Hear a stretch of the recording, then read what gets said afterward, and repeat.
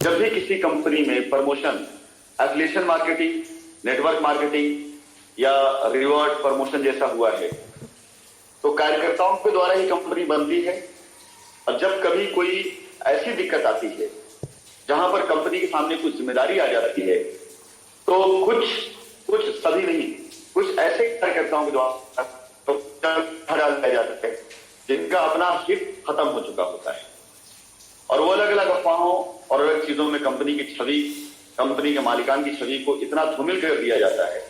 या ऐसा भी रहा है, कई बार कंपनी के मालिकान भी एक नियत करके चलते हैं कि चलो अब बहुत हो गया, लोगों की जिम्मेदारियां निभाने से क्या फायदा, और वो फरारी काटे। उनके पीछे उनकी स्टोरी होती है। इतिहास उठा के देख लीजिए आप, हिंदुस्तान के अंदर पिछले 20 सालों में ऐसी न जाने कितनी कंपनियों के साथ ये हादसे हुए हैं। कहीं कंपनी मैनेजमेंट की गलती रही है, कहीं वर्कफोर्स की गलती रही है, लेकिन पिसा है इन सब में सिर्फ और सिर्फ ग्राहक, सिर्फ कस्टमर। कंपनी मालिकान करोड़ों अरबों रुपए की संपत्ति बना करके सेटल हो गए विदेशों में। कंपनी में कार्य करने वाले कार्यकर्ता भी लाखों करोड़ रुपए बना करके दूसरी कंपनियों के प्रमोशन करना शुरू कर दिए या अपना कोई कारोबार शुरू कर दिए, लेकिन मरा है, पिसा है सिर्फ और सिर्फ कस्टमर, सिर्फ और सिर्फ ग्राहक। जब मैं स्टेज पे खड़ा होता था तो मेरे सामने कई कंपनियों के जब एग्जाम्पल आते थे तो मैं जिस बात को कहता था मैं आज उसी बात को सही साबित कर दे रहा हूं। हमारा पूरा निवेश, एक एक पाई का निवेश हमारा, वो कहीं और ना हो करके हमारी जमीनों पे हुआ है। हमारा सामर्थ्य इतना बड़ा था, आज भी है और आगे भी इतना बड़ा सामर्थ्य है कि मैं अपने कस्टमर की एक एक पाई की लायबिलिटी चुका भी सकता हूं। कहीं जाने की आवश्यकता मुझे नहीं है, कहीं भागने की आवश्यकता नहीं, पब्लिक की गाली सुनने की आवश्यकता नहीं है, ना तो मैंने गलत काम किया इसलिए मुस्कुराने की आवश्यकता है। लेकिन इस 24 माह के अंदर कुछ ऐसी गलतियां हुई हैं, मैं यही कहूंगा, तो अनजाने में हुई हैं जिसका मुझे भी अंदेशा नहीं था। लेकिन हमारे और आपके बीच में जो आज कंफ्यूजन पैदा हुआ, अजीब अजीब स्टोरी सुनने में आई मेरे बारे में। जब मैं लोगों से कनेक्ट होना शुरू हुआ, लोगों ने कहा मैं दुबई भाग गया हूं। साहब, भागता वो है जो दिखता नहीं लोगों को, जिससे बात नहीं होती है। मेरे दरवाजे पर हजारों लोग साल भर के अंदर अंदर आकर, मिलकर, समस्या और समाधान लेकर, मेरे ऑफिस में मुझसे मिलकर, मेरे घर पर रुककर, खाना भोजन खाकर, फोटो खिंचवाकर, मेरे दिए गए खर्चों होटलों में रुककर, मेरे दिए खर्चों फ्लाइट आने जाने का सारा साधन करके, अगर लोग यहां से हिंदुस्तान में जाके कह रहे हैं कि भाग गए, तो यार भाग गए होते तो मिलते क्यों? पहली चीज, एक तो ये चीज गलत रही है। और इसके साथ ही साथ पिछले 2 सालों के अंदर अंदर ऐसा कोई नहीं होगा जो मेरे पास आया और रास्ता लेके ना गया।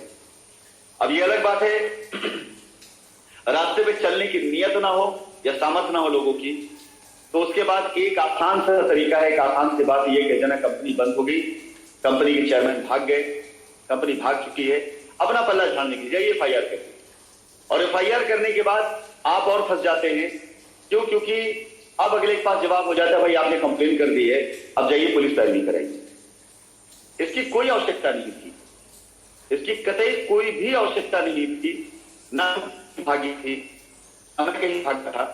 और अगर ऐसा होता तो आज आपके सामने मैं मौजूद ना होता। मैं कुछ चीजें आपको लॉजिकली और कुछ चीजें लीगली आपको मैं समझाऊंगा ताकि आपका भ्रम दूर हो, आपका जो असंतोष है वो संतोष में बदले और आपको जो रास्ता दिया जा रहा है उस रास्ते को आप समझ सकें, दूसरों के हाथों की कठपुतली ना बने, कोई आपको बहकाए नहीं, कोई आपको बरगलाए नहीं। आपका पैसा पूरी तरीके से सुरक्षित है, बगैर कोई बहाना, बगैर किसी तरह की कंडीशन, बगैर किसी शर्त आपके पैसे की अदायगी आपकी सुविधा अनुसार किया जाएगा। क्योंकि इससे पहले 150 से 200 करोड़ रुपए मार्केट में दिए गए, लोगों ने उस पैसे का क्या इस्तेमाल किया, कैसे इस्तेमाल किया, इसका हिसाब आज तक कंपनी के पास नहीं है। इसके साथ साथ प्लॉटों पे, जमीनों पर, फ्लैटों पर, कॉमर्शियल प्रॉपर्टीज पर रजिस्ट्री कराई गई लोगों की। लोगों ने यह बताया कि लायबिलिटी खत्म की जा रही है, हजारों प्लॉटों की रजिस्ट्रियां कराई गई, सैकड़ों फ्लैट कॉमर्शियल जमीनों की रजिस्ट्रियां कराई गई, न जाने कितनी जमीन लायबिलिटी के नाम पर दे दी गई, उसके बाद भी गालियां पड़ती हैं। जाहिर सी बात है कहीं ना कहीं कुछ ना कुछ मिस्टेक है। अगर मुझे नहीं देना होता तो 1 रुपया ना देता, अगर मुझे नहीं देना होता तो 1 जमीन ना देता, हजारों प्लॉट की रजिस्ट्री ना कराई गई होती, आज उस रजिस्ट्री कराने के चक्कर में कुछ लोग जेल ना चले गए होते, आज हम अपनी कॉमर्शियल प्रॉपर्टीज को लोगों को ना दे दिए होते, आज की डेट में अगर आप लोगों के सामने मैं आकर बात कर रहा हूं तो बात ना कर रहा होता, मेरे भाई नियत थोड़ी या ज्यादा नहीं खराब होती, नियत या तो पूरी खराब होती है तो नियत पूरी अच्छी होती है। यदि ऐसा होता तो जिन हजारों प्लॉट की रजिस्ट्रियां आपको कराई गई, आप में से कुछ ग्राहक को कराई गई, उन हजारों प्लॉट की रजिस्ट्रियां 50% पैसा लेकर किसी बाहरी को कराकर कंपनी सारा पैसा ले ली। जो 150 से 200 करोड़ रुपए दिए गए, वो 150 से 200 करोड़ रुपए लोगों को ना देकर कंपनी अपने पास रख लेती। जब गाली ही खाना है, FIR ही सहना है, तो पैसा देकर क्यों सहा जाए? गलत कहां हुआ है ये बताने के लिए आज तक कभी किसी ने कंपनी में पहल ली। क्यों? क्योंकि एक तरफ ज्यादा संख्या उन लोगों की है जो गलत करना चाह रहे हैं। एक आदमी के ऊपर आरोप देकर बदनाम करके उसको बाहर कर देना बड़ा आसान होता है। एक इंसान राशिद नसीम तरफ अंगुली उठा दो कि वो भाग गए क्योंकि मैं वहां मौजूद नहीं हूं, और हमारे और आपके बीच में संवाद खत्म भी किया गया तो सिर्फ इसलिए खत्म किया गया कि वहां पर जो चीज की जा सकती है अपने हिसाब से की जा सकती है। मैं आपको शुरू से बताना चाहूंगा, मैं आप सभी लोगों के बीच में आया भी क्यों, क्योंकि 2-3 घटनाएं ऐसी घटी, और मैं धन्यवाद दूंगा बंगाल और बिहार राज्य के लोगों को कि मुझे सच्चाई वहां से पता चली। मैंने अपना पूरा का पूरा एक प्रोजेक्ट लायबिलिटी के नाम पर जिस शहर में किसी एक लीडर किसी प्रेसिडेंट को दे दिया था, लिख करके उन्होंने अपनी पूरी लायबिलिटी बताई कि मेरी इतनी लायबिलिटी, अगर ये प्रोजेक्ट दे दिया जाएगा तो मैं लायबिलिटियां खत्म कर दूंगा। उसी शहर में जिस बंदे के नाम से प्रोजेक्ट लिया गया कि उसकी टीम की लायबिलिटी उतारी जाएगी, जब उससे मेरी बात अभी से 3-4 महीना पहले हुई तो अगले शख्स ने मुझे क्लियर किया, सर वो जमीन लेकर उन्होंने प्लॉटिंग करनी शुरू कर दी, लायबिलिटी की। ऐसी दुर्घटनाएं घटी हैं, ऐसी चीजें हुई हैं। अब मेरे पास अगर कोई बंदा लगातार मुझसे मिल रहा है, लगातार मुझसे बातचीत कर रहा है, मुझे मार्केट की रिपोर्ट दे रहा है और ये कह रहा है सर यहां पर कंपनी के 2-2.5 करोड़ रुपए पड़े हुए हैं, लायबिलिटी खत्म हो जाएगी, ये प्रोजेक्ट आप हमारे नाम पे लिख दीजिए, मैं यहां पूरी लायबिलिटी खत्म कर दूंगा। तो मैं एक एक आदमी से पूछ नहीं जा सकता हूं भाई साहब इनको लिखूं कि ना लिखूं, क्योंकि मेरा आपसे डायरेक्ट संवाद कभी भी नहीं था। अब अगर मैंने उनको जमीन इस नाम पर दी कि 2.5 से 3 करोड़ रुपए की लायबिलिटी शहर खत्म कर दी जाएगी और उसके बाद वहां पर अपनी खुद की प्लॉटिंग शुरू कर दें और कस्टमर से ये कह दे कंपनी भाग गई है, तो यहां पर अंदाजा लगाया जा सकता है कि कस्टमर की लायबिलिटी उतारने का नियत कभी भी ऐसे लोगों को नहीं था जो आपसे ये कहते थे कंपनी भाग गई। कंपनी भाग गई होती तो कंपनी अपनी जमीन न ली। फिलहाल 21 जून 2019 नेपाल से जब मैं निकला हूं तो मैंने अपने सभी लोगों को दुबई बुलाया था। मेरे ही लोगों ने मुझे एडवाइस करी थी कि अगर आप इंडिया में आएंगे तो अभी यहाँ पर कुछ FIR होनी शुरू हो गई है, हो सकता है सर यहाँ कोई नई प्रॉब्लम हो जाए, तो कुछ दिन के लिए आप थोड़ा सा यहाँ से दूर रहिए, हम लोग मिलकर देख लें, कस्टमर का एक बार आक्रोश खत्म कर ले। मैं दुबई अगर आया तो दुबई आने के 1 हफ्ते के बाद मैंने अपने सारी फ्रंट लाइनर को बुलवाया, खुद टिकट करके बुलवाया, यहां बैठ करके सभी लोगों से मैंने काम करने की पॉलिसी तैयार करी। एक एसोसिएट से मैंने खुद डायरेक्ट बात करी, 300 से 400 लोगों से मैं डायरेक्ट कॉल करने बात की नेपाल से आने के बाद। मेरा मकसद कंपनी खड़ा करना, भूले ना हो, अगर आपको याद हो तो जून, जुलाई, अगस्त, सितंबर, अक्टूबर कंपनी के ऑफिसेस खुले हुए, और इवन मई, जून ये 2 महीने जब मैं नेपाल में था तब भी कंपनी के सारे ऑफिसेस खुले हुए थे, कोई ऑफिस कंपनी का बंद नहीं किया गया। कंपनी मैनेजमेंट का कभी ये नियत नहीं था कि कंपनी के ऑफिस बंद कर दिए जाए और कंपनी काम नहीं करेगी।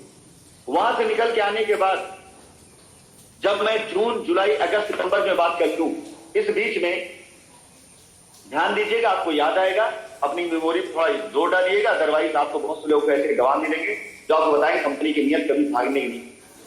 हमने अपने सभी के सभी लीडर्स को, अपने सभी प्रेसिडेंट्स को, जो मेन लीडर्स उनको जब बुलाया, कंपनी खड़ा करने के नाम पर हमने रिकॉर्ड में है, कंपनी के बैंक अकाउंट रिकॉर्ड में है, कोई छिपकर नहीं है, कोई चोरी से नहीं है, तकरीबन 150 करोड़ रुपए के आसपास के फंड की अदायगी अलग अलग टीमों के नाम पर, याउट के नाम पर, एसोसिएट्स के नाम पर, बर्निंग लायबिलिटी के नाम पर, रिडम्पशन के नाम पर, गाड़ी के नाम पर, ज्वेलरी के नाम पर, ये लोगों को दिया गया। उस समय मकसद लायबिलिटी उतारना नहीं था, उस समय मकसद कंपनी खड़ा करना था कि जो लोग आपको परेशान कर रहे हैं काम करने में, जिनका विश्वास खत्म हो चुका, उनको आप बाहर कर दीजिए और जो टीमों से काम करिए। 150 करोड़ रुपए का फंड जो आपको बताया जा रहा है, ये फंड बैंक ट्रांजेक्शन से, मैं एक एक चीज का अगर आपको आगे बताऊंगा, उसके बाद मैं आपको एक एक चीज के बारे में प्रमाण में बताऊंगा कि आप इसके प्रमाण कैसे पा सकते हैं। इसके साथ ही साथ कंपनी ऑफिस खुलता था, उस ऑफिस के अंदर कस्टमर्स के रैले को बुलाया जाता था। हमारे कुछ एसोसिएट ऐसे थे जो उस समय कल्प्रिट हो चुके थे, वो ऑफिस के बाहर खड़े होकर कस्टमर से ये कहते थे, जाकर अंदर उपद्रव करो, तोड़फोड़ करो, स्टाफ को गालियां दो, धमकाओ उनको, तब कंपनी पैसा देगी और हम आपका पैसा निकलवाने का 20%, 10%, 30% इसका चार्ज लेंगे। ऐसे न जाने कि कितने केसेस हमारे ऑफिस में हुआ। आर स्क्वायर ऑफिस के अंदर हमारा ऑफिस खुलता रहा, जून, जुलाई, अगस्त, सितंबर, वहां पर लोगों का आना, दरवाजा तोड़ना, चैम्बर के अंदर स्टाफ को बंद कर देना, ऑफिस के अंदर अकाउंट सेक्शन में मिट्टी के तेल डाल के आग लगाने की कोशिश करना, और अंततः आखिरी में यहां तक हुआ कि कुछ लोगों ने पहुंचकर पूरे ऑफिस को चकनाचूर कर डाला और उसके फोटो को वायरल किया जाना।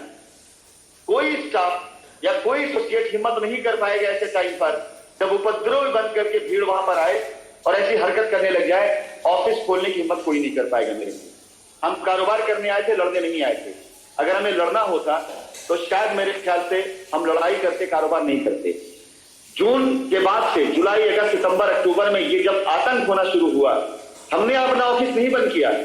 हमारे ऑफिस में हमारे ही लोगों ने कस्टमर्स को इनवाइट करके पैसा निकालने के नाम पर, परसेंटेज खाने के नाम पर लगातार बार बार ये प्रयास किया, इसलिए हमारा ऑफिस बंद हुआ। अन्यथा हमारा ऑफिस खुला था आप सभी लोगों की लायबिलिटी की अदायगी के लिए। हमने उसके बाद कोई काम नहीं किया और आज भी पैसा देने की बात कर रहे हैं। इसका मतलब है हमारा सामर्थ्य है।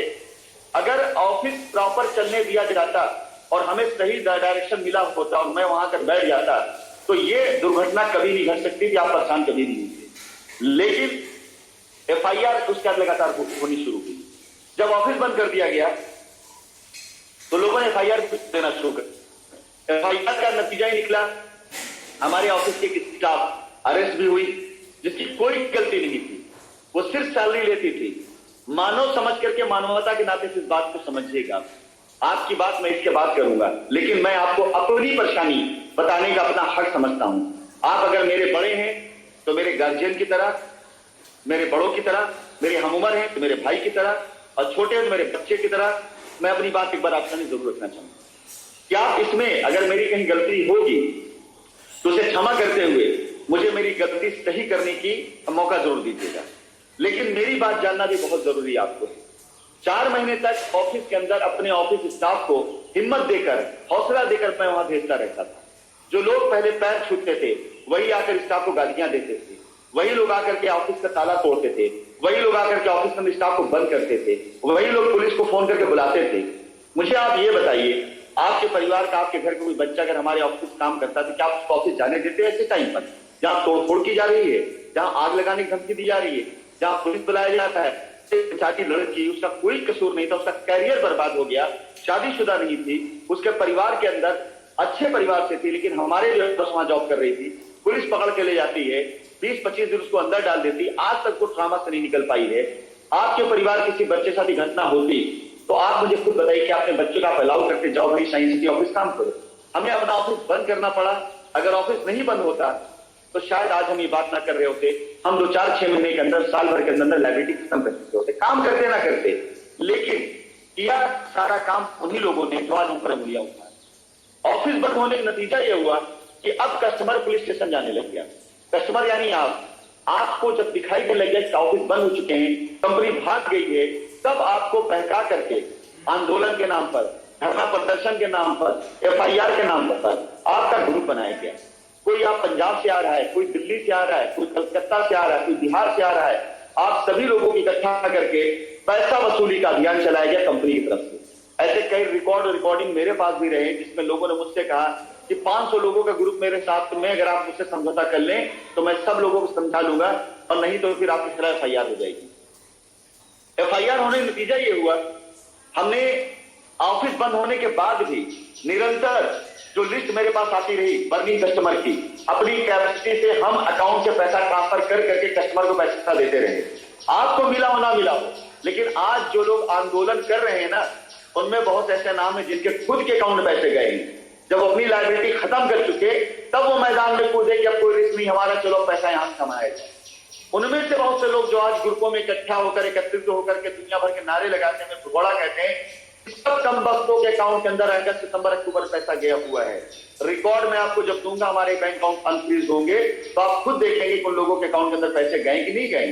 फिलहाल मैं बात पे आता हूं, जब एफआईआर की संख्या बढ़ने लगी तो पुलिसिया कार्रवाई के नतीजे में हमारे 18 बैंक अकाउंट को सीज किया गया। ये 2019 की बात है। अगर आप पता करना चाहें तो आप देख सकते हैं शाइन सिटी के सारे बैंक अकाउंट सीज हैं, और बैंक अकाउंट सीज होने से एक दिन पहले तक हमने कस्टमर के धन की अदायगी की है। हाँ, फर्क इतना था, उस समय जो लोग हमसे आकर कहते थे इनका पैसा भेज दीजिए, बाद में पता चला कि जिनका पैसा जाता था उनसे जो है वो वापसी भी लेते थे पैसे की 10%, 20%, 100%। मेरा पात्र ये नहीं है। अगर किसी के 1 लाख रुपए की चेक थी, 1 लाख रुपए की लायबिलिटी थी, कंपनी ने 1 लाख रुपए उसको ट्रांसफर किया। अब वो पैसा कहां गया, किसके इस्तेमाल में आया, वो कस्टमर का उनका लेना देना है। लेकिन उसका नतीजा क्या हुआ, जिन्हें पैसा भेज दिया गया उन्होंने भी अपनी लायबिलिटी सरेंडर नहीं की, उन्होंने भी एफआईआर किया हुआ। आप लोगों के सामने कुछ महीने पहले मेरे और मेरे छोटे भाई डायरेक्टर जो कंपनी को उनके नाम का एक पेपर में हो गया होगा कि 50,000 का इनाम घोषित किया गया। आपको बता देना चाहूंगा 2019 में उस एफआईआर का सारा पैसा दे दिया गया है। 2019 में सारा पैसा दिया गया, रिकॉर्ड है, रिटर्न में पेपर हमारे पास है। लेकिन जिस एसोसिएट ने पैसा दिलवाया उसने एफआईआर वापस लेने की कोशिश नहीं करी, और एफआईआर की प्रक्रिया आगे बढ़ते बढ़ते कोर्ट से खैर हमसे रियायत तो पा लेंगे, लेकिन जिस पर हम पूरा पैसा दे चुके उस एफआईआर पर हमसे इनाम घोषित होता है। आप खुद बताइए कि आदमी का दिमाग कहां से काम करेगा। ऑफिस तोड़ दिया गया, ऑफिस बंद किया गया, एफआईआर करा के बैंक अकाउंट सीज करा दिए गए। 18 बैंक अकाउंट हमारे सीज, पैसे के साथ अकाउंट के अंदर पैसे पड़े हैं।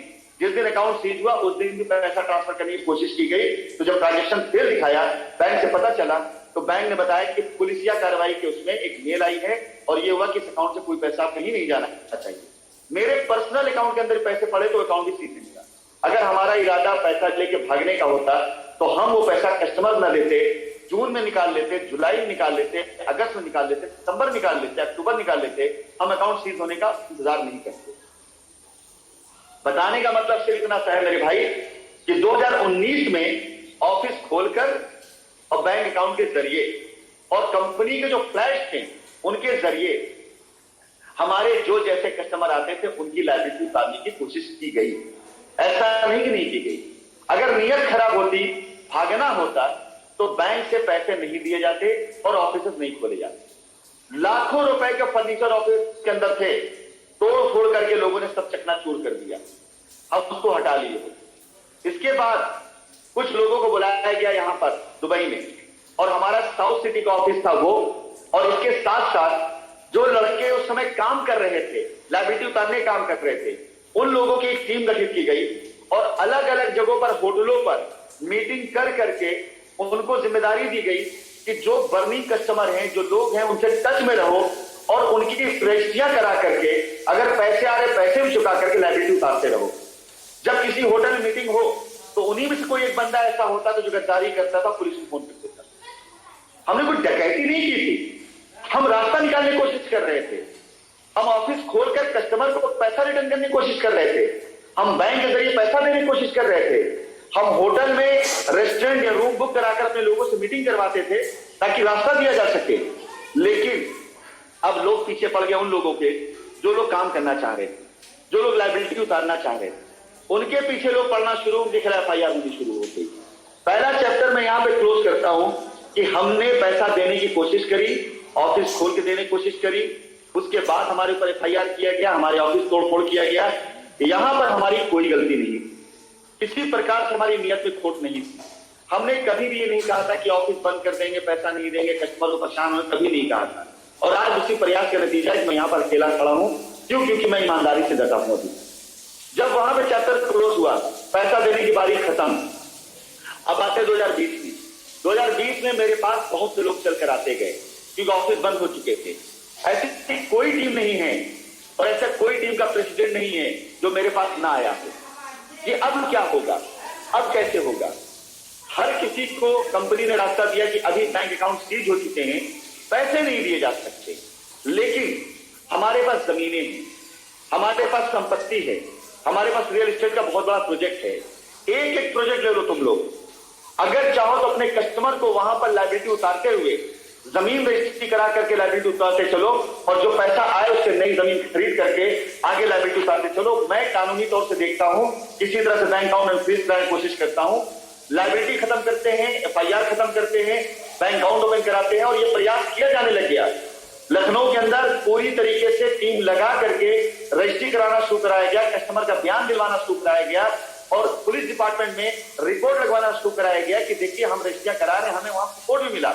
ऐसा नहीं, हमें वहां पूरा सपोर्ट, पूरा मौका मिला। लेकिन फिर से एक बार कहानी शुरू हुई कि ऐसे तत्व इकट्ठा होना शुरू हो गए जिन्हें यह पसंद नहीं था कि कस्टमर की लायबिलिटी खत्म हो और कंपनी एक बार फिर से अपने आप को सही साबित करे।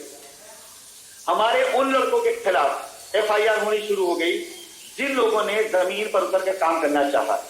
हमने 10, 20, 50, 100, 200 नहीं, 1000, 2000 नहीं, तकरीबन 5000 से ऊपर रजिस्ट्रियां कराई हैं।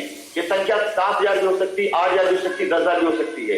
लखनऊ के अंदर हमारे प्रोजेक्ट, कानपुर के अंदर प्रोजेक्ट, इलाहाबाद के अंदर के प्रोजेक्ट, ये सारे प्रोजेक्ट हमारी बेशुमार रजिस्ट्रियां हुई हैं। हमने कस्टमर्स की जमीनों की रजिस्ट्री करके उनके पोजीशन भी दिए हैं। हमारे लड़कों ने जब काम करना शुरू किया तो हमारे सामने फिर चर्चाएं लाई जाने लगी, फिर से हमारे लोग FIR किया जाने लग गया। हमारी नियत वहां पर भी रजिस्ट्री करा करके लायबिलिटी उतारने की। एक सवाल मैं आपसे करना चाहूंगा, 10-15%, 20% वहां से डेवलपमेंट चार्ज लिया जा रहा है, बिल्कुल सही बात है। कुछ लोगों को बुरा लगेगा कि भाई पैसा क्यों हमने पूरा दे दिया। हमारे 250 करोड़ से ऊपर का पैसा जमीनों पे पड़ा हुआ है, हमें भी जमीन खरीदनी, हमारा भी प्रोजेक्ट अधूरा है। अगर हम वहां पैसा नहीं डालेंगे तो हमारा प्रोजेक्ट फंस जाएगा, डेवलपमेंट नहीं हो पाएगा, रजिस्ट्री कराने के बाद भी हम कब्जा नहीं दे पाएंगे। तो हमने लोगों को ऑफर दिया कि 10% कहीं 20% दे करके आप जमीन पर रजिस्ट्री करा लीजिए, अपनी लायबिलिटी उतार लीजिए, पैसा जो है इसमें जमीन थी। मुझे एक बात ये बताइए, जिस जमीन पर लायबिलिटी उतारने के लिए आप पैसा देने को तैयार नहीं थे या थे, क्या वो जमीन ऐसी नहीं थी कि किसी बाहरी व्यक्ति के हाथ बेची जा सकती थी? क्या वो जमीन ऐसी नहीं थी कि किसी अनजान बाहरी व्यक्ति को हम ये कहते थे भाई 50% पैसा खाली दो, और वो पैसा हम लेकर अपने पास रख सकते थे? ऐसे कई मौके मेरे पास आए। हमारे हर प्रोजेक्ट पर प्राइवेट बिल्डर, प्लॉटर, इन्होंने हमें मौका दिया कि राशिद भाई कहां सब चक्कर पड़े हुए हैं, अपनी जमीनों का सौदा हमसे करिए, जो पैसा मांगे मांगा पैसा देने तैयार हैं, ये माल आप हमसे ले लीजिए, जमीन हमारे नाम पे लिख दीजिए। ऐसे कई प्रोजेक्ट हमारे लैंड मैनेजर हमारे पास लेकर के आए। मैं आपको बताना चाहूंगा, बिहार की घटना है, तो घटना हर जगह की, लेकिन बिहार में इससे ज्यादा उजागर करता हूं, वहां बड़ा स्कैम किया गया, लोगों ने किया है। ये घटना तकरीबन उत्तर प्रदेश के तकरीबन प्रोजेक्ट पर है, जहां पर बिल्डर्स ने, प्लॉटर्स ने, साथ ही साथ हमारे लैंड मैनेजर सामने से ऑफर किया कि ये जमीन मौके की है, इसमें लायबिलिटी मत उतारिए, पैसा ले लीजिए आप, ये जमीन हमारे नाम लिख दीजिए, इसके ऊपर हम कुछ कॉमर्शियल टावर लेकर आएंगे। बिहार में मैं ताशी पे काम करने आया, वहां पर मैं जब काम करने की कोशिश करता था, कोई ना कोई अड़चन डाल दी जाती थी कि नहीं साहब काम नहीं हो पाएगा, मेरा का प्रॉब्लम है, ये प्रॉब्लम, वो प्रॉब्लम। जब जमीन खरीदना था तब कोई प्रॉब्लम नहीं बताई गई, जब बुकिंग करके उनको पैसा देते थे तब कोई प्रॉब्लम नहीं बताई गई। अब जब लायबिलिटी उतारने की बारी आई, वहां मैंने कहा करीब 4 करोड़ 5 करोड़ की लायबिलिटी उतर सकती है, और उससे जो पैसा आएगा उस पैसे से हम जमीन खरीद सकते हैं।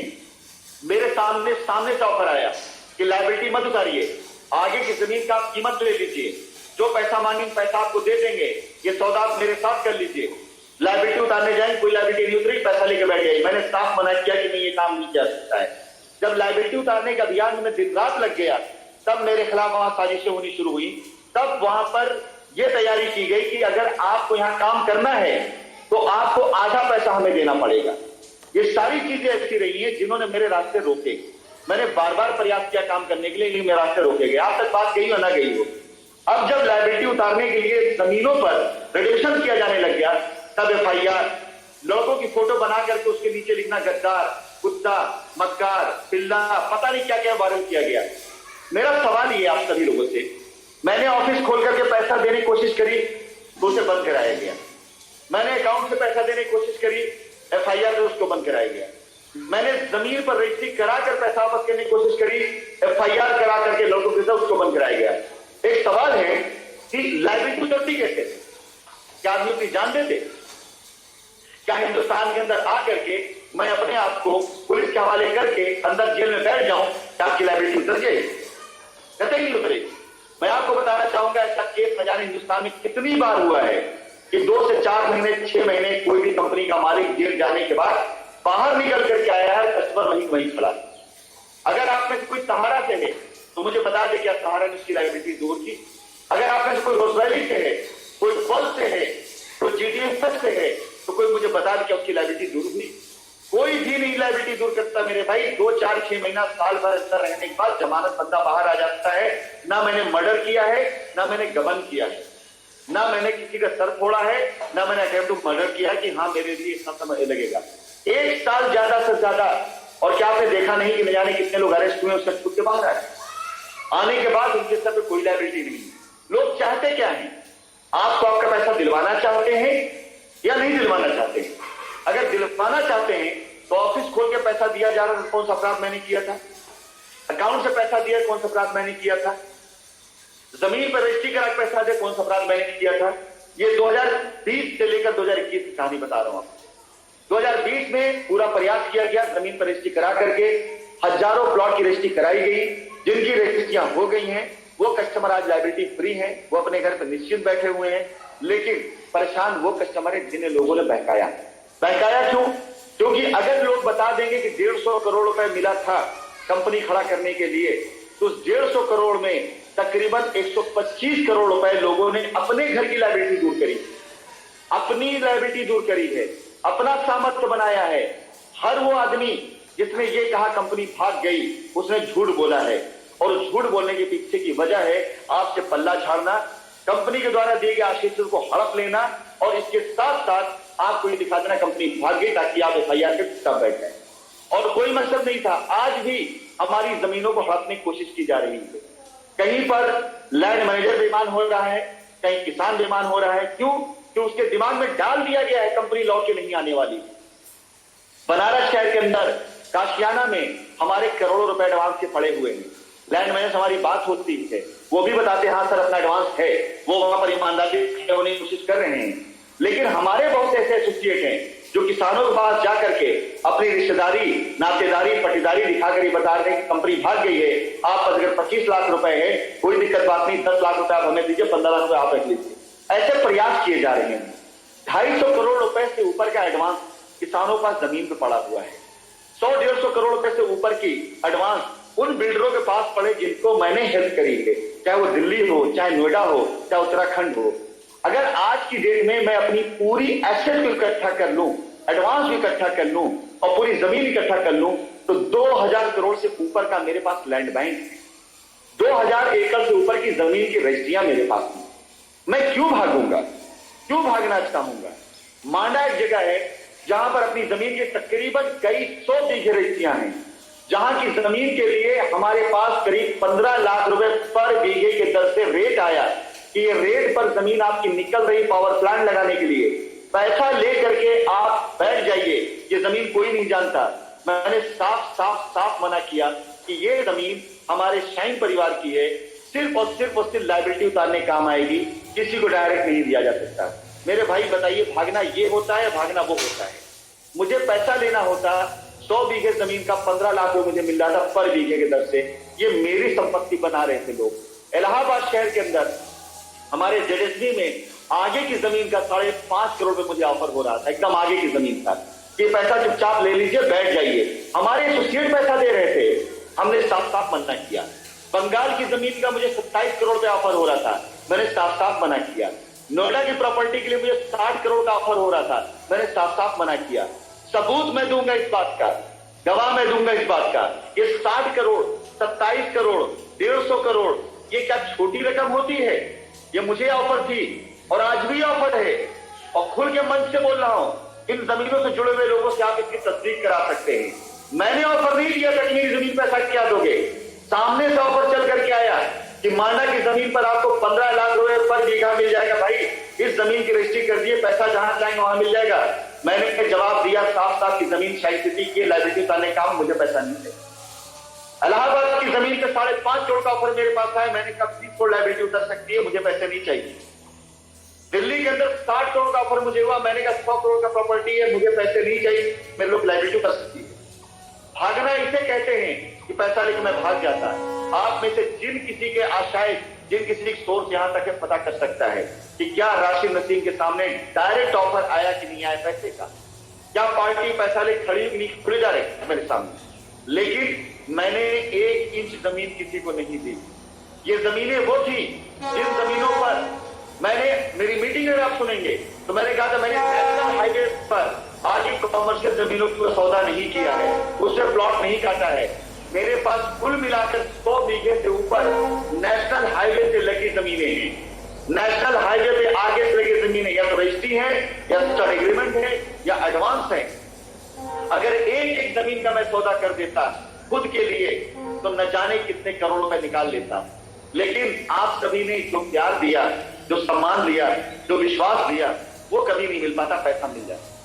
आज भी मैं कहना चाहूंगा कि ऐसी कोई धारा मेरे ऊपर नहीं लगी है जिसकी वजह से मैं असुरक्षित हूं।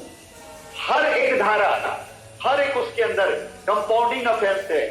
समझौते के आधार पर अगर मैं चाहूं तो मैं कोर्ट से समय ले सकता हूं। अगर मैं चाहता तो ये सारी की सारी एसेट, सारे एडवांस लेकर के एनसीएलटी चला जाता और कंपनी को लिक्विडेट कर देता और ये बता देता कि मेरे अकाउंट के अंदर जो लायबिलिटी है, ध्यान दीजिएगा अब मैं रास्ते पर आ रहा हूं। अगर मैं एनसीएलटी पे जाता, मेरे सामने ये भी रास्ता था, तो अकाउंट के अंदर जो मेरी लायबिलिटी है वो मेरी लायबिलिटी मानी जाती।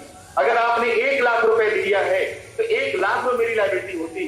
1 का 2 हो गया, 2 का आपने लगा के 4 कर लिया तो 4 मेरी लायबिलिटी नहीं होती। 1 जो दिया वही मेरी लायबिलिटी होती। और एनसीएलटी में ये आरओसी तैयार होता और वो तैनात होने बाद वो आपसे आपका हिसाब मांगता और आपको अपना हिसाब देना होता कि आपने पैसा कैसे दिया था, किस तरह से दिया था। मेरी पूरी की पूरी पूंजी को, पूरी कंपनी को लिक्विडेट करके अगर मेरी लायबिलिटी 100 रुपए की है और मेरे पास माल 200 रुपए है तो 100 रुपए देकर 100 रुपए कंपनी की संपत्ति होती। अगर मेरी लायबिलिटी 100 रुपए की है और माल मेरे 90 रुपए का है तो 90 डिवाइडेड बाई 100 करके आपको आपका पैसा दिया जाता है। ये भारत देश का कानून है, पता कर लीजिएगा। एनसीएलटी डिपार्टमेंट है, पता कर लीजिएगा। बड़ी बड़ी कंपनियां गई हैं, इससे बोला जाता है दिवालिया घोषित करना। अपने आप को मैं दिवालिया घोषित कर देता तो ना कोई एफआईआर, ना कोई इंक्वायरी, ना कोई ताकत, कोई भी मुझे हिंदुस्तान के अंदर कोई खतरा नहीं हो सकता था। और मैं अपने नाम से नहीं, किसी के नाम से काम कर लेता। जेपी ग्रुप जैसे, अंकल ग्रुप जैसे लोगों ने अपने आप को एनसीएलटी में डाला है। वर्धमान ग्रुप जिसकी मैंने हेल्प करी उसने अपने आप को एनसीएलटी में डाला है। मेरे सामने मेरे भाई एक रास्ता ये था, है आज भी। लेकिन इसमें हमारे वो सारे कस्टमर मर जाते जिन्होंने अपना पैसा एसोसिएट को दिया। वो कस्टमर मर जाते जिन्होंने पैसा कैश में दिया। वो कस्टमर मर जाते जिन्होंने अपना 1 लाख, 2 लाख, 5 लाख इस नाम पे दिया कि पैसा डाल रहा हूं, कुछ पैसा बढ़ के मिलेगा तो लड़की की शादी कर लेंगे, बैंक से लोन लेकर पैसा दिया। जिन्होंने, वो सारे कस्टमर मर। एनसीएलटी के बारे में पता कर लीजिएगा। एक रास्ता मेरे पास है। दूसरा रास्ता जो मैं लेकर के आया हूं आज आपके सामने, मैंने 150 करोड़ से ऊपर पैसा बांटा, लायबिलिटी नहीं खत्म हुई, कंपनी नहीं खड़ी हो पाई, कंपनी के ऑफिस तोड़ दिए गए, एफआईआर की गई, हमें देशद्रोही कहा गया, हमें गालियां दी गई, हमारे ऊपर आरोप प्रत्यारोप लगाए गए। और किसने लगाया? जिनकी कोई लायबिलिटी नहीं थी। वो लोग जो लाख 50 लाख की लायबिलिटी दिखाते हैं वो भी लायबिलिटी नहीं, ज्यादा पैसा।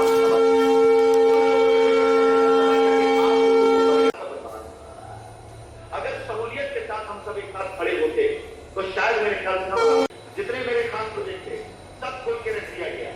वहां पर आपसे पैसा सिर्फ लिया गया जो उस जमीन का उससे ज्यादा पैसा मुझे ऑफर नहीं बाहर सकता, लेकिन लायबिलिटी नहीं कर सकती। अगर पैराडाइज गार्डन में आप लोगों से 10%, 15%, 20% दिया गया तो पैराडाइज गार्डन वो प्रोजेक्ट था मेरे भाई, उन्हीं प्लॉट पर मुझे 50% मिल सकता था। अगर वहां पर 500 प्लॉट की रजिस्ट्री कराई गई और पर प्लॉट अगर 70,000, 80,000 रुपए वहां चार्ज किया गया तो पर प्लॉट वहां पर मुझे 1.5 लाख रुपए भी मिल सकता था किसी बाहरी के तक। वहां कई प्लॉटर ऐसे थे और 1 रुपए की लायबिलिटी नहीं होती, पैसा मेरे पास, ना कोई कमीशन जाता, ना कोई एडमिन चार्ज जाता, फ्लैट भी लोगों ने रजिस्ट्री कराई, ये सब मैं रख सकता था, ये सब मैं अच्छे दाम में किसी को बेच सकता था।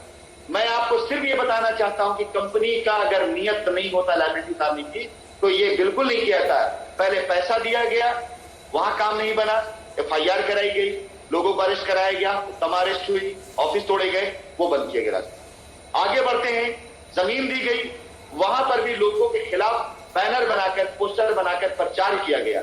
अगर कोई लड़का कस्टमर रजिस्ट्री कराने गया तहसील तो लिखा गया कि ये देशद्रोही ये राशिद का पिल्ला है, ये कुत्ता है, इसके नाम FIR कराइए, इसे अंदर कराइए। वो बैनर पोस्टर जब उस परिवार में जाता था जिस परिवार का बच्चा होता था, तो वहां से उसे रोका जाता था। मुझे बताइए लाइबिलिटी कैसे उतारी जाती और क्या किया जाए, कैसे प्रयास किया जाए? अगर मैंने अपना प्रयास नहीं किया हो तो मुझे बताइए।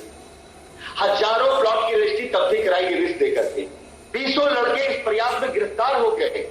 सोनभद्र से एक लड़का अपने कस्टमर को लेकर लखनऊ आया गाड़ी करके कि चलिए आपको प्लॉट दिखा देता हूं, रजिस्ट्री करा लीजिए, लाइबिलिटी खत्म कर देता हूं। वो कस्टमर अपने पास पुलिस लेकर अपने साथ में आया और यहां से पुलिस उठा के लेके गई। आज तक वो लड़का जेल के अंदर। क्या गलती थी उसकी? वो तो लाइबिलिटी उतारने का प्रयास कर रहा था ना, नया पैसा नहीं मांग रहा था। जब ये सारी चीजें होने लगी तो एक चीज सिद्ध हो गई, मैं पूरी जमीन लिख दूंगा।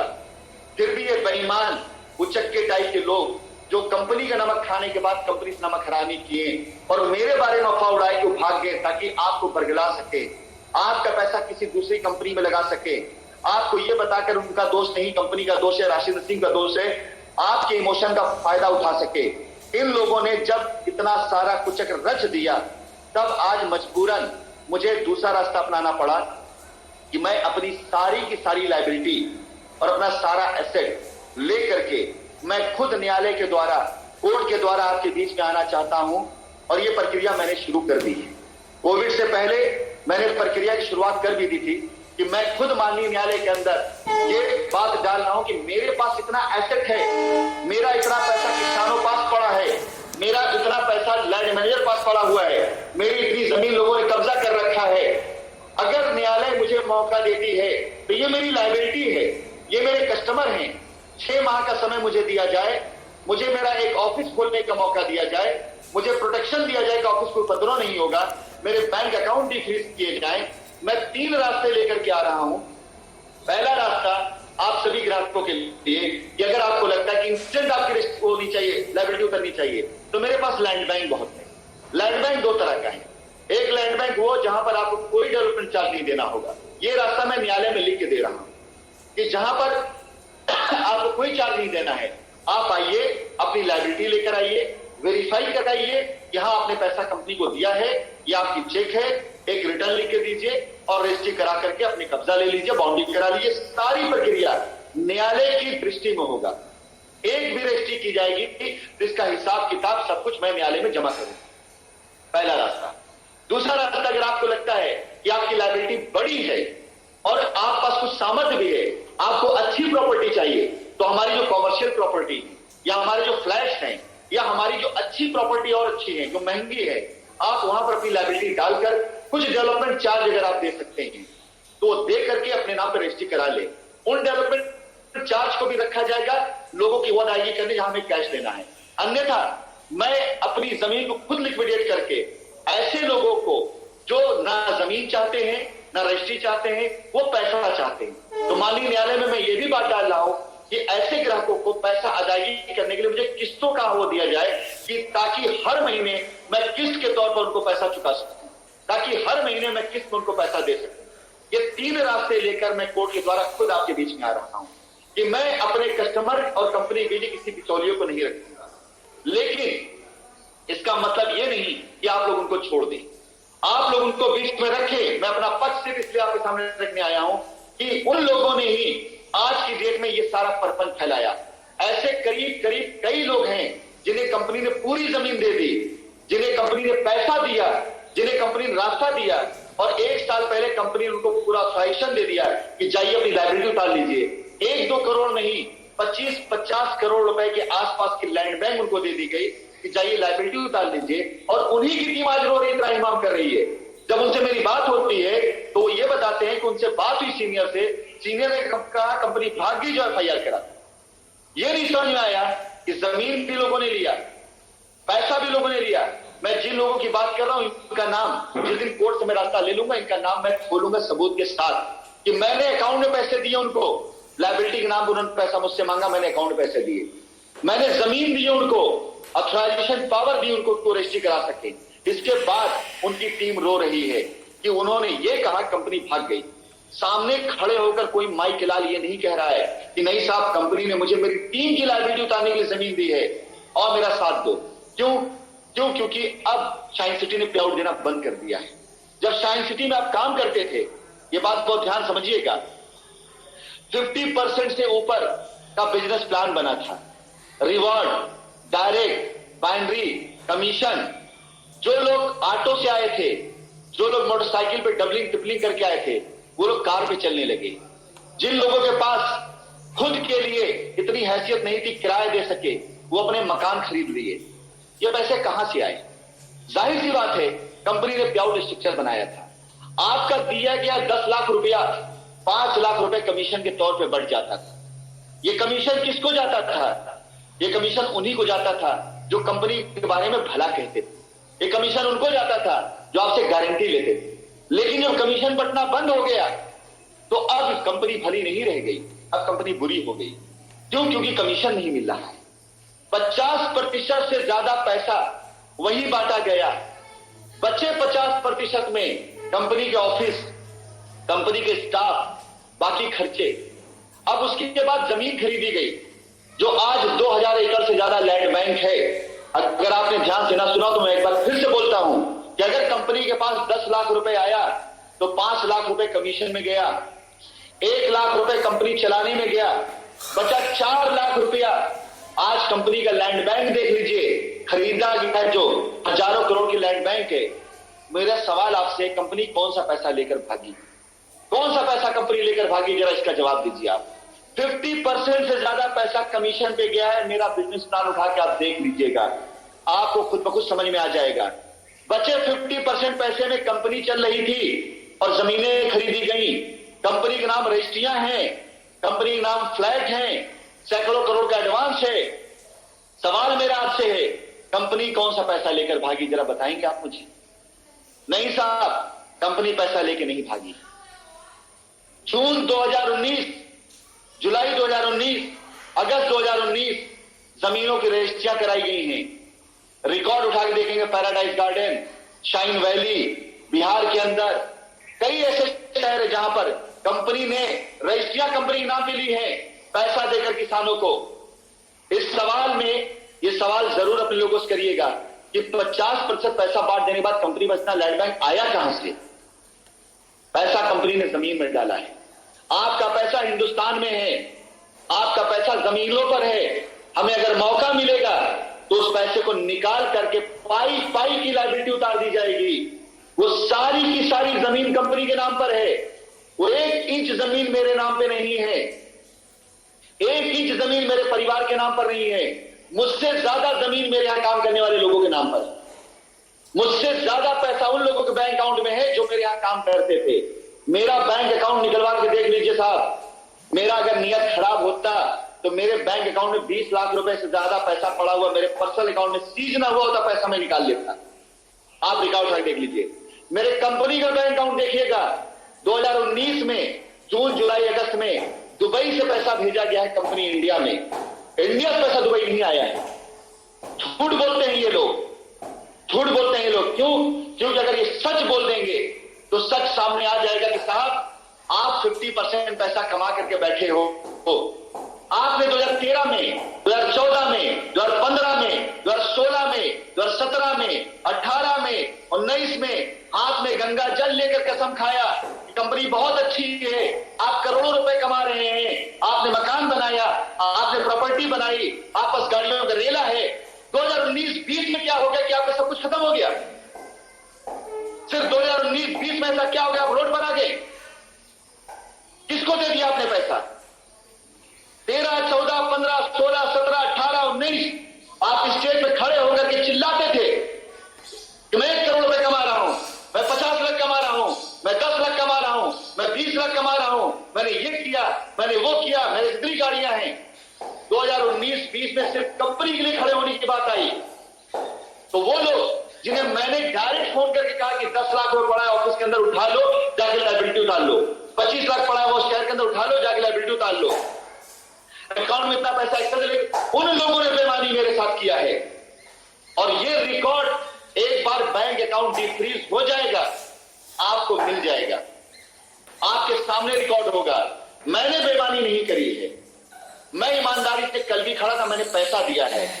अगर मैंने पैसा न दिया होता, 1 रुपया न दिया होता 2 सालों में, तो मैं आज बेईमान होता, तब मैं झूठ बोल रहा होता। मैंने उन जमीनों की रजिस्ट्री करके दी है कस्टमर्स को जिन जमीनों का पैसा मुझे डायरेक्ट मिल रहा था। अगर मैं बेईमान होता तो जमीन का पैसा ले लेता, आज खोल के ना बताता, हजारों एकड़ जमीन आप पास में है।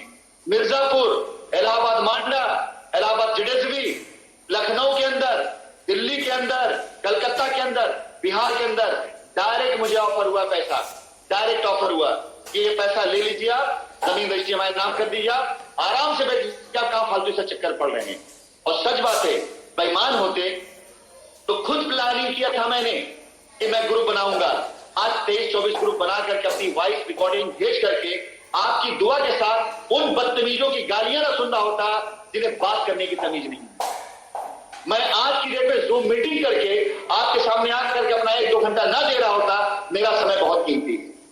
मैं आप लोगों को बता देना चाहूंगा कि आज की डेट में अगर मैं आपसे कांटेक्ट नहीं करता, आपसे नहीं मिलता या आपसे ना बात करना चाहूं, तो यकीन जानिए मेरे ऊपर कोई प्रेशर किसी ने नहीं किया है, ना मुझे किसी ने दबाव दिया है, ना मेरे ऊपर कोई लीगल प्रेशर है, ना कोई ऐसा मेरे सामने डर है, सिवाय एक बात के कि मैं आप लोगों की लायबिलिटी उतारना चाहता हूं। मैं आप लोगों से बहुत मोहब्बत करता हूं। राशिद नसीम को राशिद नसीम आप लोगों ने बनाया है, शाइन सिटी को शाइन सिटी नाम आप लोगों ने दिया है। आज जो इतनी लैंड बैंक पड़ी वो आप लोगों की मेहनत के पैसे से आया है। आज जो इतना बड़ा जमीन का साम्राज्य शाइन सिटी के पास है, आपकी कमाई के पैसे से है। मेरा कुछ नहीं है, आपकी चीजें हैं, आपको मिल सकती हैं। मैंने न्यायालय के अंदर डाला था, कोर्ट बंद हो गया, समर वेकेशन चल रहा है, इस महीने 10 तारीख के बाद शायद कोर्ट खुलनी शुरू हो जाएगी। मैं आपको सूचना देना चाहूंगा, इस माह के अंदर अंदर हमारा प्रयास ये है कि हम माननीय न्यायालय से आदेश लेकर आए, क्योंकि ये कोर्ट का आदेश पहले भी कई कंपनियों को मिल चुका है। ये भारतीय कानून में है, संविधान में है कि अगर कोई कंपाउंडिंग ऑफेंस है, देने वाला देना चाहता है, लेने वाला लेना चाहता है, दोनों में समझौता हो जाता है, तो आउट ऑफ कोर्ट का सेटल कर सकते हैं। कोर्ट खुद आदेश करती है कि ठीक है, आपको 6 माह का, 1 साल का समय दिया जाता है, चाहिए आप जाति लायबिलिटी फाइल लीजिए। ऐसा एक नहीं, कई बार हो चुका है, कई कंपनी साथ हो चुका है। अब वो रास्ता मैं अपना रहा हूं। कोर्ट के द्वारा आदेश आ जाने के बाद 6 माह का समय मैं मांग रहा हूं। इस 6 माह के अंदर अंदर कंपनी आपको 3 रास्ते देगी। पहला रास्ता कंपनी आपको देगी, तुरंत रजिस्ट्री कराइए, कब्जा लीजिए, झंझट खत्म करिए। अगर आपको लगता है नहीं साहब मुझे पैसा चाहिए, तो आपसे हाथ जोड़ के निवेदन रहेगा, 2-4-6 महीने का समय दीजिएगा। जो लोग सामने से पैसा ऑफर कर रहे थे, उन्हीं लोगों के सामने जब मैं बैठूंगा, जमीन को लिक्विडेट करके जो भी पैसा आएगा आपके पैसे की अदायगी की जाएगी।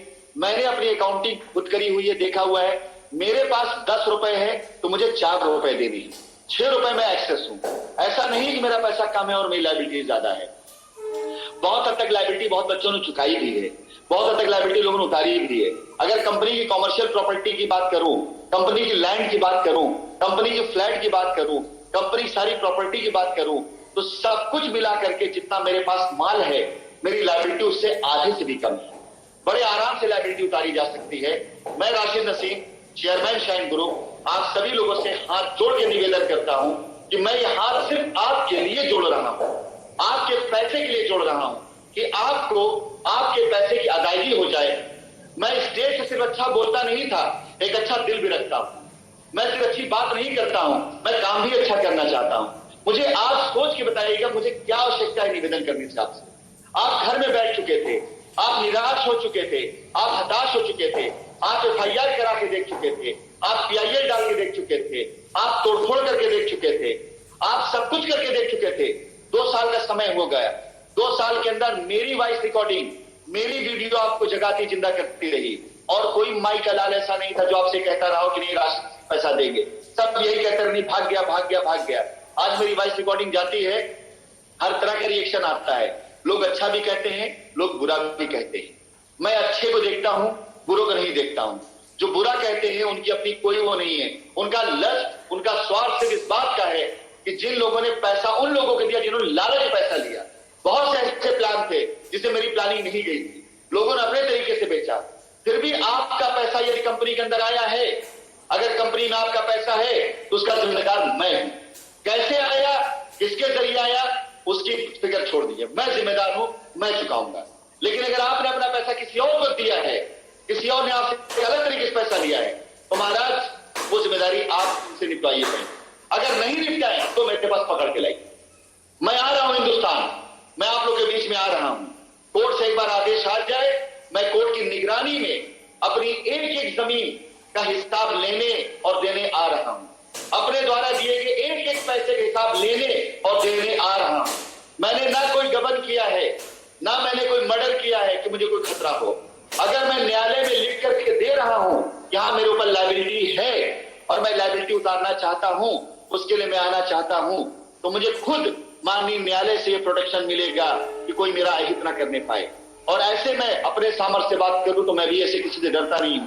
आप लोगों का साथ सहयोग इतना है मेरे साथ, इतने वफादार लोग आज मेरे साथ में हैं कि अगर मैं खड़े होकर के ललकार दूंगा ना तो ये सारे गद्दार, ये सारे मक्कार खुद भाग जाएंगे, क्योंकि इनके पास मोटिव सॉलिड नहीं है। ये झूठ बोलकर इन्होंने माफ खड़ा किया है। अगर आपके अंदर आक्रोश आया है तो इसलिए आया कि आपको लगा कि आप पैसा डूब गया, लेकिन मैं खुद कह रहा हूं मैं पैसा देने आ रहा हूं, तो काहे का आक्रोश। अगर आपके अंदर डर आया, चिंता आई तो इस बात को लेकर के आई कि आपको लोगों ने कहा आप पैसा डूब गया, लेकिन मैं खुद कह रहा हूं कि मैं आपको पैसा देना चाहता हूं, देने आ रहा हूं। 2 सालों तक आप बेवकूफ बनते रहे, 2 सालों तक लोग आपको बरगलाते रहे। मैं कहीं नहीं भागा हूं, मैं कहीं नहीं भाग सकता हूं। आप लोगों के द्वारा दिया गया पैसा जो कंपनी में आया है वो कंपनी में पूर्ण रूप से सुरक्षित है और आपका 1 रुपया जमीन खरीदने के बाद आज 2 से 3 रुपए बन चुका है। और एक बार अगर कंपनी ने कदम रख दिया, पैसा वापसी का रास्ता निकाल दिया और आपका पैसा देना शुरू कर दिया, तो दुनिया की कोई भी ताकत हमें कामयाब होने से नहीं रोक सकती, क्योंकि आपका ही सहयोग मुझे मिलेगा, आपका प्यार मुझे मिलेगा। मैं अपनी बात को खत्म करने से पहले संक्षेप में अपनी तीनों बात रखना चाहूंगा। मेरे भाई 2019 से 2020 में मैंने कैश पैसा देकर, मैंने अकाउंट में पैसा देकर कोशिश कर लिया, बदनामी मिली, ऑफिस बंद कर दिया गया। मेरा सवाल, कैसे पैसा दिया जाता है और क्यों ना ऑफिस बंद कर दें हम? कब तक लोग गिरफ्तार कराते रहे, मार खिलाते रहे? 2020 से लेकर 2021 तक मैंने कोशिश की जमीनों पर कि आपको जमीन देकर के आपकी लायबिलिटी उतार दी जाए। वहां पर भी हमारे ऊपर आरोप प्रतिरोध लगाए गए, हमारे लोग गिरफ्तार कराया गया, हमारे लोग खिलाफ प्रचार किया गया, ग्रुप बनाया गया, संगठन बनाया गया, आलतू फालतू काम किया गया। मेरे भाई मुझे बताइए, आप होते मीडिया क्या करते? आप क्या टिके रहते? पैसा देने के बाद गालियां खा रहे हैं, ऑफिस तोड़वाने के बाद ही पैसा देने की कोशिश कर रहे हैं, FIR के क्या टिके रहते? आप जमीन रजिस्ट्री करा दी जा रही है आपके खिलाफ, आपके माँ बाप के खिलाफ, आपके भाई बहन के खिलाफ, बाल बच्चों के खिलाफ अब टिप्पणियां की जा रही है। क्या आप टिके रहते? क्या आप खड़े रहते? क्या आप आकर ये बात कर रहे होते? इसके बाद भी आज मैं आपसे बात करके कहना चाह रहा हूं कि मैं कोर्ट के द्वारा आना चाहता हूं। सहयोग करिए, साथ दीजिए, विश्वास बना के रखिए। आने से पहले मैं अपने एक एक कस्टमर से कनेक्ट होना चाहता हूं ताकि वो मुझे जाने, मेरी नीयत को जाने। मैं भागने के लिए नहीं आ रहा हूं, मैं आने के लिए आ रहा हूं, आपकी लायबिलिटी उतारने के लिए आ रहा हूं। मैं झूठ बोलने के लिए नहीं आ रहा हूं, मैं सच साबित करने के लिए आ रहा हूं। आज तक आपने एक पक्ष सुना, लोगों ने कहा 2 साल से खाली बात किए जा रहे हैं। मेरे भाई 2 साल में बात भी ना करता, मैं सैकड़ों करोड़ रुपए फिर से ले लेता अपनी जमीनों के एवज में और चला जाता। आप पकड़ भी नहीं सकते थे, कहां होता, किस जगह होता, आपको अंदाजा भी नहीं होता। 2 साल के अंदर मैं न जाने कितने पैसे लेके निकल गया होता। आप सोशल मीडिया पे लिखते बस बंदा करता है, आप लिखते बस खाली भाषण देता है, जरूरत ही नहीं पड़ती। भूल जाते आप मुझको, अपने घर में रो लेते, आपस सर फोड़ लेते, इन्हीं एसोसिएट को आप न जाने कितनी गाली देते, न जाने कितने लोग अहित हो जाता और मैं पैसा लेके निकल जाता। लेकिन मैंने ये नहीं किया। मैं बकबक इसलिए कर रहा हूं क्यों मैं पैसा वापस देना चाहता हूं। आप ही बताइए अपने दिल पे हाथ रख करके कि अगर मैं आज आपसे कनेक्ट नहीं हूं तो आप मेरा क्या मतलब, ऐसा क्या आपने मेरे साथ किया कि मैं आपसे कनेक्ट हो रहा हूं? सिवाय एक चीज, हकीकत में मैंने बड़ी मेहनत से, बड़ी शिद्दत से शाइन परिवार बनाया। मैं बहुत मोहब्बत करता हूं अपने कस्टमर से। मेरा सब कुछ ले लीजिए लेकिन अपना विश्वास मत खोइए। मेरा सब कुछ ले लीजिए, अपनी लायबिलिटी खत्म कर लीजिए, लेकिन मुझे बेईमान मत बनाइए। मेरा सब कुछ ले लीजिए, अपना पैसा ले लीजिए, आप जो कहेंगे जैसा कहें मैं सब लिखने तैयार हूं, लेकिन हाथ जोड़ के निवेदन है, जिस कंपनी को इस श्रद्धा के साथ बनाया था कि लोग इसके ऑफिस को मंदिर समझते थे, मुझ जैसे इंसान की फोटो लोग मंदिरों में लगाते थे, बेडरूम में लगाते थे, मैं उसे खोना नहीं चाहता। और कोई उद्देश्य नहीं है। अगर कोई साबित करके कोई और उद्देश्य है मेरा आपसे बात करने का, तो कभी बिलीव मत करिए, कभी यकीन मत करिएगा। मैं Rashid Naseem, chairman shine group, आप सभी लोगों का पैसा वापस करना चाहता हूं। पैसा देने में देरी उन लोगों की वजह से हो रही है जो कह रहे कंपनी भाग गई। मैं Rashid Singh, chairman shine group, आप लोग पैसा पहले भी देना चाहता था। देरी उन्होंने करवाई है जिन्होंने आपको बरगलाया है, देरी उन्होंने करवाई है जिन्होंने आपको बहकाया है, देरी उन्होंने करवाई है जिन्होंने आपको बहकाया कंपनी भाग गई। मैं कहीं नहीं भागा, मैं कहीं नहीं भागा हूं। मैं आज ही बता दूं कि अगर आज भी मैं चाह लूं तो अगले 60 घंटे के अंदर अंदर मैं अपनी जमीनों का सौदा कहीं और करके कुछ पैसे लेकर के आपसे कनेक्शन तोड़ सकता हूं, लेकिन नहीं, अपराध है ये, पाप है ये, मैं ये नहीं करना चाहता। आज भी मैं अपनी कंपनी के लिए उतना ही कर्तव्यवान हूं, उतना ही निष्ठावान हूं, उतना ही कर्मठ हूं जितना तब था जब आप पैसा देते थे। जमीनें हैं, पैसा है, नियत है, बंदा सामने बैठा है, साथ दीजिए ताकि आपका काम हो सके। ऐसे उठाई गिरे टूट पूंजिए तो चक्कर मत पड़िए जो लोग आपका समय बर्बाद कर रहे हैं, जो लोग आपका दिमाग खराब कर रहे हैं, जो लोग आपका वक्त बर्बाद कर रहे हैं, इनके चक्कर मत पड़िए। अगर निराश है तो आशावान बनिए, निराशा छोड़ दीजिए, मैं जिंदा हूं। अगर उम्मीद छोड़ चुके हैं तो आपको सौगंध है, उम्मीद मत तोड़िए अपनी, मैं भी जिंदा हूं। अगर दुख में है तो हाथ जोड़ के क्षमा चाहेंगे। आपकी बच्ची की शादी हो सकता रुक गई हो सकता आपका इलाज रुक गया हो सकता आपको काम रुक गया हो, लेकिन अकेला दोषी मैं नहीं। दोषी वो लोग भी हैं जिन्होंने 2 साल का समय बर्बाद किया, जिन्होंने मुझे बरगलाए ये कहकर कस्टमर तैयार नहीं हो रहा है, जिन्होंने आपको बरगलाए कहकर कंपनी भाग गई। ना मैं भागा था, ना आप गलत थे, कंफ्यूजन तैयार किया इन लोगों ने। दोषी ये लोग हैं, इन्होंने किया। अब यही बात के साथ कि अंध भला तो सब भला, अंध भला करने दीजिए। 6 माह लगेगा, एक बार कोर्ट से ऑर्डर आ जाने दीजिए, 6 माह लगेगा। आप लोग का साथ अगर मुझे मिला तो विश्वास जानिए ये लायबिलिटी खत्म होने में इस साल में बीतने नहीं दूंगा। मेरी कोशिश होगी कि मैं शुरुआत कर दूं। मुझे पूरा यकीन है आपका साथ मिलेगा, आपका सहयोग मिलेगा। मैं यही कहने आपके बीच में आया था कि मैंने कोशिश पहले भी की है, बीच में भी की है, अब मैं डायरेक्ट करने जा रहा हूं। इसलिए आपसे मैं बात कर रहा हूं, इसलिए सीधा संवाद कर रहा हूं। ये कोशिश मेरी रुकेगी नहीं। बस आपसे इतना निवेदन है, यदि कोई व्यक्ति बरगलाया हुआ मिले, जिसने बरगला दिया हो, तो मेरी बात अगर आप समझ उसे समझा दीजिएगा कि राशिद नसीम अभी जिंदा है और आपका पैसा वापस देने का प्रयास कर रहे हैं। कोर्ट खुलने दीजिए, मैं एविडेंस के साथ, सबूत के साथ, जहां ये मैं आपकी लायबिलिटी उतारने का रास्ता लेकर आया और ये मैंने लायबिलिटी आपको उतारने की कोशिश की थी। दोनों चीजें मैं आपको बख्शूंगा नहीं, किसी को छोड़ूंगा किसी को नहीं। इतना सीधा नहीं हूं कि कोई मेरे पीठ में छुरा मार दे और मैं हंस के कह दूं। 150 से 200 करोड़ रुपए दिए गए, गाली खाने के लिए नहीं दिए गए। जमीनें दी गई, गाली खाने के लिए नहीं दी गई। लायबिलिटी उतारकर आपको संतुष्ट करने दी, अपनी सुरक्षा के लिए नहीं दी गई, अपनी सुरक्षा के लिए दी गई थी। अगर सुरक्षा अपनी देखी जाती तो पहले मैं FIR केस देखता, जिसे मैंने नहीं देखा। मैं अपने परिवार की, अपने घर की, अपनी सुरक्षा पहले देखता तो सबसे पहले FIR केस देखता। लेकिन हजारों रजिस्ट्रियों में 95% ज्यादा रजिस्ट्रियां उनकी जिन्होंने FIR नहीं की। लाखों करोड़ रुपए में मैक्सिमम पैसा उनको गया जिन्होंने FIR नहीं किया है। मैं आप लोगों से यही निवेदन करूंगा अंततः कि कृपया करके साथ दीजिए, कृपया करके सहयोग करिए, निराश मत होइए। मैं आपके बीच में हूं और आपकी लायबिलिटी उतारने वापस आ रहा हूं। उम्मीद है आपका सहयोग मिलेगा, उम्मीद है आपका साथ मिलेगा। मेरी बात समझ में आई हो, आशीर्वाद के तौर पर या गाली के तौर पर, चाहे जैसे हो, जिस ग्रुप में आप ऐड हैं उसी नंबर पर एक मैसेज जरूर डाल दीजिएगा। आशीर्वाद देंगे, साहस मिलेगा। गाली या बदुआ देंगे तो उसे करेक्ट करना चाहूंगा जिसलिए आप गाली बदुआ देंगे। धन्यवाद। के अंदर इतिहास रहा है, जब भी किसी कंपनी में promotion, affiliation marketing, network marketing या रिवॉर्ड प्रमोशन जैसा हुआ है तो कार्यकर्ताओं के द्वारा ही कंपनी बनती है। और जब कभी कोई ऐसी दिक्कत आती है जहां पर कंपनी के सामने कुछ जिम्मेदारी आ जाती है तो कुछ सभी नहीं, कुछ ऐसे कार्यकर्ताओं के द्वारा तो डाला जाता है जिनका अपना हित खत्म हो चुका होता है और वो अलग अलग अफवाहों और अलग चीजों में कंपनी की छवि, कंपनी के मालिकान की छवि को इतना धूमिल कर दिया जाता है। या ऐसा भी रहा है, कई बार कंपनी के मालिकान भी एक नियत करके चलते हैं कि चलो अब बहुत हो गया, लोगों की जिम्मेदारियां निभाने से क्या फायदा, और वो फरारी काटे। उनके पीछे उनकी स्टोरी होती है। इतिहास उठा के देख लीजिए आप, हिंदुस्तान के अंदर पिछले 20 सालों में ऐसी न जाने कितनी कंपनियों के साथ हादसे हुए हैं। कहीं कंपनी मैनेजमेंट की गलती रही है, कहीं वर्कफोर्स की गलती रही है, लेकिन पिसा है इन सब में सिर्फ और सिर्फ ग्राहक। सिर्फ कस्टमर। कंपनी मालिकान करोड़ों अरबों रुपए की संपत्ति बना करके सेटल हो गए विदेशों में। कंपनी में कार्य करने वाले कार्यकर्ता भी लाखों करोड़ रुपए बना करके दूसरी कंपनियों के प्रमोशन करना शुरू कर दिए या अपना कोई कारोबार शुरू कर दिए। लेकिन मरा है पिछा है सिर्फ और सिर्फ कस्टमर, सिर्फ और सिर्फ ग्राहक। जब मैं स्टेज पे खड़ा होता था तो मेरे सामने कई कंपनियों के जब एग्जाम्पल आते थे तो मैं जिस बात को कहता था मैं आज उसी बात को सही साबित कर भी रहा हूं।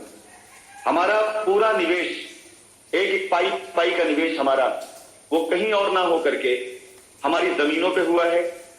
हमारा सामर्थ्य इतना बड़ा था, आज भी है और आगे भी इतना बड़ा सामर्थ्य है कि मैं अपने कस्टमर की एक एक पाई की लायबिलिटी चुका भी सकता हूं।